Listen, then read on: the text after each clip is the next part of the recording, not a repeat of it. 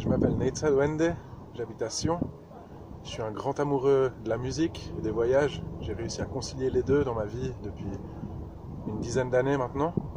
Et mon plus grand rêve, c'est de pouvoir partager ma musique avec le plus grand nombre. Je m'appelle Charlie Crétenon, je suis psychologue psychothérapeute et je forme aux approches narratives.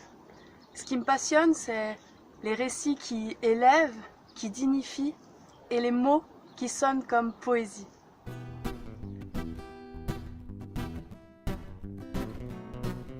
Alors tout d'abord parce que j'aime les défis et ce projet c'est vraiment un grand défi pour moi je pense parce que c'est difficile de faire une chanson sur ce thème.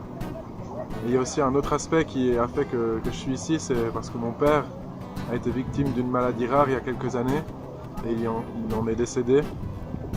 Donc c'est aussi pour lui faire honneur que je fais ça. Dans mon engagement au sein de la fondation Astram, qui accompagne notamment des familles en prise avec une maladie grave, j'ai appris l'importance de visibiliser ces thématiques et de mettre des mots sur la maladie. Si je m'engage aussi, c'est par solidarité envers ces familles, envers les personnes concernées et envers les parents qui apprennent qu'un de leurs enfants est touché par une maladie rare. C'est aussi un engagement solidaire pour les professionnels qui s'engagent au quotidien auprès de ces familles. Et je pense notamment aux infirmières en soins pédiatriques à domicile qui font un travail absolument formidable.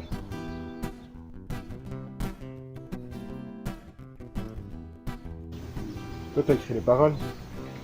Pour les paroles, je me suis inspirée des personnes que j'ai rencontrées au fil des ans. Et la première personne à laquelle j'ai pensé, c'est une maman, la maman d'Eliott, que j'ai rencontrée lors d'un module que j'animais dans le CAS de maladies rares à la HES.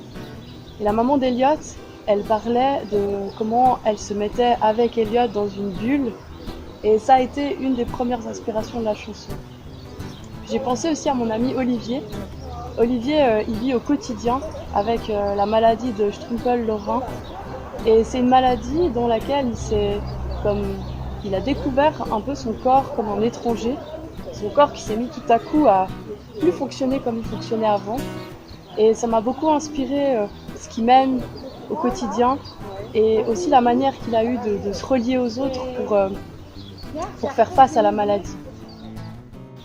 Et puis ma troisième inspiration, c'est un enfant, un ado qui s'appelle Miguel et que j'accompagne en psychothérapie depuis 2 ans. Et Miguel, il vit depuis la naissance avec la granulomatose septique chronique.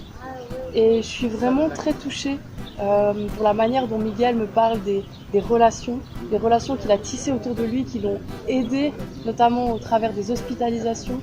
Et puis cette famille m'inspire beaucoup en fait dans leur vie de tous les jours. Et puis toi, tu as écrit la musique et tu vas l'interpréter.